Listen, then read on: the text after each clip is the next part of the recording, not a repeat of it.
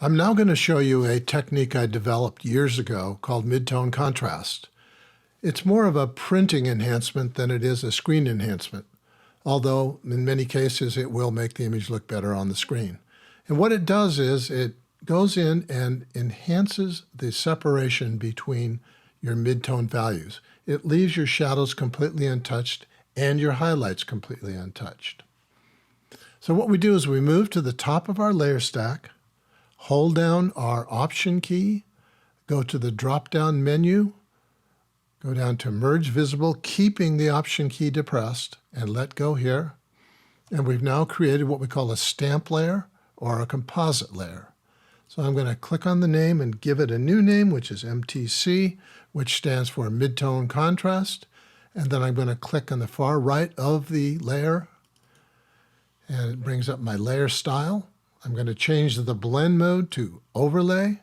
I'm going to change the opacity to 35. And I'm going to move down here to what we call our blend if sliders. And on the underlying layer, I'm going to move this up to about 70. And then I'm going to hold down my Option key and click on the left side of that and move this down to about 50. It's not absolutely crucial that you're right on the mark, but you should be close. Now we're going to go up to the highlights, and we're going to do kind of the same thing. We're going to move this down to 185, and then we're going to split that and move that up to 205. So basically what this is going to do is it's going to restrict the effect that we're going to make from the shadows. Starting at about 50, it's going to start to come in. By the time it gets to 70, it's going to be 100% available. Move across the midtones. When it gets to 185, it's going to start to move out, and by the time it gets to 205, it's completely out of the highlights. So we'll say OK.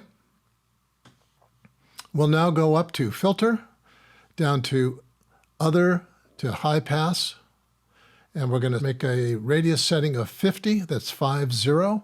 We'll say OK. Then we're going to go to Image, Adjustments, and then down to Desaturate. And then over to Filter, down to Noise, over to Despeckle. And now we have completed our midtone. Let me show you what that does. Let's move over here and blow this area up a little bit so you can really see the effect. And we're going to turn this on and off. So you can see how it's kind of opening up the midtones. The shadows are left untouched, and the very highlights are left untouched. But it's bringing a lot more separation in the midtones.